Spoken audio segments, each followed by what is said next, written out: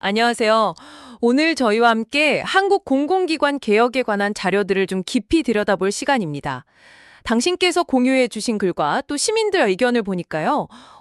지난 30년간 이 개혁 시도가 왜 자꾸 가짜 쇼다 이런 비판을 받는지, 네, 그리고 진짜 변화는 그럼 뭘까? 뭐 이런 통찰이 담겨 있더라고요. 그래서 오늘은 이 표면적인 논쟁 너머에 있는 그 구조적인 문제, 또 자료들이 제시하는 해법들, 여기에 좀 집중해 보겠습니다. 바로 시작해 보죠. 첫 번째로 딱 눈에 띄는 게요. 역대 정부들이 뭐 사인검 이런 구호는 엄청 화려했는데 실제로는 좀 힘없는 기관들, 그러니까 자료 표현대로라면 약자 기관만 희생시키는 패턴이 반복됐다. 이런 지적이에요. 어떤 시민분은 이렇게 표현했더라고요. 지난 30년간 처음엔 다 칼 빼들었지만 마지막엔 힘없는 기관 몇 개 잡고 썩은 볕단 자르듯 의기양양했다. 좀 날카롭죠. 그러니까 사람들이 이제 지쳐서 제발 하려면 제대로 단숨에 하던지 아니면 그냥 돌아.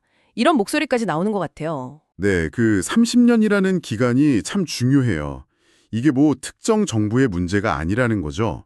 정권이 바뀌어도 거의 뭐 비슷한 패턴이 계속 이어져 왔다는 겁니다. 당신께서 주신 자료들도 이걸 딱 짚어서 그 핵심 권력 구조는 안 건드리고 개혁하는 신용만 내는 거 아니냐. 일종의 보여주기식 쇼였다. 이렇게 분석을 하더라고요. 그러니 뭐 국민들 피로감이 쌓일 수밖에요. 그럼 왜 이런 패턴이 반복될까? 이걸 봐야 하는데 여러 자료에서 공통적으로 문제의 뿌리로 지목하는 곳이 있습니다. 바로 기획재정부, 기재부죠. 예산, 인사, 평가, 이 막강한 권한을 기재부가 다 쥐고 사실상 공공기관을 좌지우지하고 또 전문성보다는 뭐 정치적 배경이나 인맥 이런 걸로 임명되는 소위 낙하산 인사의 주요 통로가 되어왔다. 이런 비판이 아주 거셉니다. 그래서 표현들이 좀 세요. 문제를 만든 주체한테 문제 해결을 맡기는 모순이다. 심지어 방화범에게 소방관 역할을 맡긴 격이다. 뭐 이런 비유까지 나오고요. 그러니까 결론은 공공기관 관리 권한, 이거 기재부에서 일단 떼어내야 한다. 이게 개혁의 첫걸음이다. 이런 주장인 거죠. 아, 정말 중요한 지적이네요. 그러니까 개혁을 해야 하는 주체가 오히려 개혁의 제일 큰 걸림돌이다. 뭐 이런 역설이군요. 30년간 문제가 반복됐다는 게 바로 이런 점 때문인 것 같네요. 시스템 자체가 스스로를 못 바꾸게 막고 있었다. 뭐 이런 뜻으로 들립니다. 기재부 중심 구조가 문제의 뿌리라고 한다면 그럼 이 자료들이 제시하는 구체적인 해결책, 그러니까 진짜 개혁은 어떤 건가요? 이게 좀 흥미로운데요. 단순히 뭐 기관 통폐합하고 이런 게 아니라 낙하산 인사 전수조사부터 시작해야 한다고 강조해요. 특히 두 부류를 딱 지목하는데 첫째는 국회의원이나 선거 캠프 출신 같은 정치권 인사들, 둘째는 기재부, 산업부, 뭐 이런 관련 부처 전직 고위 관료들. 이들이 임명된 기관들을 집중 타겟으로 삼아야 한다는 겁니다. 이들을 진짜 살찐 고양이라고 표현하면서요. 이들에 대한 개혁이 먼저다. 이런 주장이에요.